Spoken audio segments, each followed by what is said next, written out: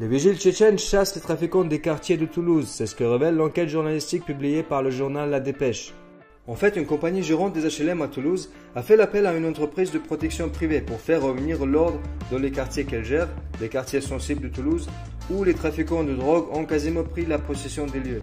C'est l'ultime provocation des trafiquants de drogue qui ont pris le contrôle de plusieurs immeubles. Reportage de Hélène Vergne et François Gagne. Lorsqu'on arrive dans la cité des Isards, c'est la première chose que l'on entend. Les cris des choufs, ces jeunes guetteurs qui signalent l'arrivée de la police. Certains sont encore mineurs et pourtant ils imposent leur loi dans cette barre d'immeubles de ce quartier sensible situé au nord de Toulouse. Et il se trouve que les vigiles qui ont débarqué sont des Tchétchènes. Ces derniers ont vite remis l'ordre dans le quartier tout en respectant la loi. Par conséquent, le trafic de drogue a baissé considérablement. Ce qui a bien sûr emmené certains à les détracter en défendant sans gêne les trafiquants, pauvres victimes des méchants vilains tchétchènes. Mais aussi en disant que c'est uniquement pour prendre les quartiers sous leur contrôle à eux et installer leur propre trafic. Mais ces détracteurs oublient volontairement ou involontairement deux choses, ou tout simplement ils ne le savent pas parce qu'ils ne maîtrisent pas le sujet dont ils parlent. La première des choses, c'est que les pauvres trafiquants sont armés jusqu'aux dents et ils n'hésitent pas à utiliser leurs armes. Les faits divers, notamment à Toulouse, le démontrent amplement. Devant le hall, des trafiquants sont au travail. L'effet de surprise est payant. Les policiers procèdent au premier contrôle d'identité. Mais un dealer présumé parvient à prendre la fuite.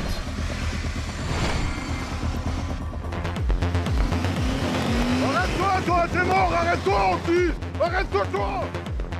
Qu'est-ce que tu fais, là? Ce qui n'est pas le cas de ces vigiles tchétchènes qui ne sont non seulement pas armés, ce qui est normal, mais respectent le cadre de leur travail et n'agissent pas en violence directe. D'ailleurs, ce qui leur a failli coûter la vie parce qu'il y a déjà eu des tirs sur eux. En l'espace de 2 ans, ils ont été attaqués avec des armes à feu à 6 reprises. Mais au lieu de partir en courant, ils courent à main nue vers le tireur. Et c'est ce qui a étonné aussi bien les dealers que les journalistes. Notre seule arme, ce sont nos poings, raconte en souriant un des vigiles interrogé par le journal, qui aussi met en évidence que les Tchétchènes se lancent à main nue contre les armes, car selon le reportage, ils sont aguerris par l'expérience de pratiques militaires en Tchétchénie qu'ils ont acquérie pendant la dernière guerre qu'il y a eu lieu. Mais je tiens à rajouter que c'est pas uniquement ça. La principale raison de l'audace et du courage des Tchétchènes provient de leur mentalité. En effet, ces valeurs sont fondateurs et primordiales pour un Tchétchène. Même s'il est taillé comme une montre religieuse, sa force de l'esprit et le courage, c'est ce qui compte avant tout. De l'audace, encore de l'audace pour aller jusqu'au bout. La deuxième des choses, l'accusation de vouloir installer leur propre trafic, ne tient pas le bout car le trafic de drogue est une activité profondément honteuse pour un Tchétchène qui se considère en tant que tel. Probablement on en trouvera une infime minorité marginale de ceux qui y sont impliqués, mais ils sont vite rejetés d'abord par leur propre famille, puis par toute la communauté tchétchène. Et enfin, la troisième des choses que j'évoquerai, c'est le fait que certains pseudo-intellectuels trouvent normal cette emprise des trafiquants sur les quartiers et défendent acharnement ces derniers en les présentant comme des victimes. Ce que ces vigiles ont fait, c'est le travail de la police et des forces de l'ordre en général, qui eux-mêmes affirment qu'ils ne s'en sortent plus. Vous faites ramener du monde là, ça caillasse. Ça caillasse. Pas d'une poignée de vigiles sans armes ni défense. D'autant plus que ces derniers n'ont pas la violence légitime que l'État possède, mais réussissent quand même à appréhender les trafiquants et à faire baisser considérablement le trafic. Tout en risquant d'une part d'être tués par les délinquants et d'une autre jugés et emprisonnés par l'État pour la moindre bavure lors de leur travail. Donc on préfère encore taper sur les méchants tchétchènes qui rétablissent l'ordre dans les quartiers et font revenir le calme pour les habitants qui vivaient dans l'anxiété permanente jusque-là. En voici un extrait. Si vous avez la moindre complicité avec la police, vous en assumerez les conséquences. Et par ultime provocation, le message est signé la direction. Une lettre de menace qui a poussé cet habitant à témoigner et nous raconter un quotidien édifiant.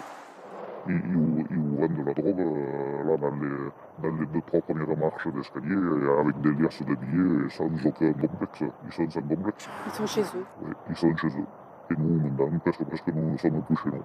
C'est beaucoup de provocations, tout ceci, tout cela. Il faut surtout ne pas tomber dans leur jeu, quoi. Voilà. On passe la tête baissée, la peur de représailles. On est en colère qu'en définitive, tout le monde nous laisse tomber. Le lendemain, pour comprendre, nous retournons dans ce quartier, devenu l'une des plaques tournantes du commerce de drogue à Toulouse. Un jour de marché où, pour la population, il est un peu plus facile de s'exprimer. Ils sonnent tous les jours. La police vient, 1 heure après, ça recommence. Moi, c'est un quartier, j'ai peur.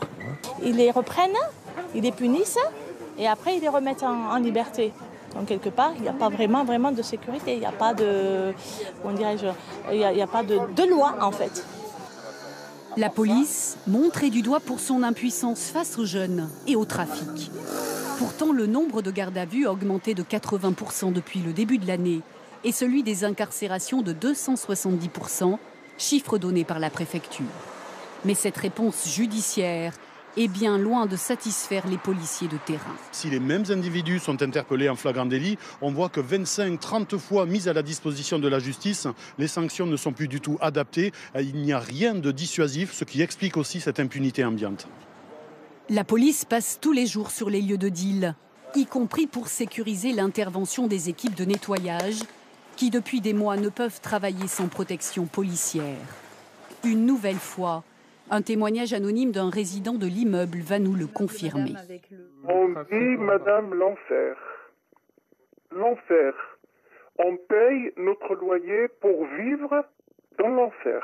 Dans l'enfer.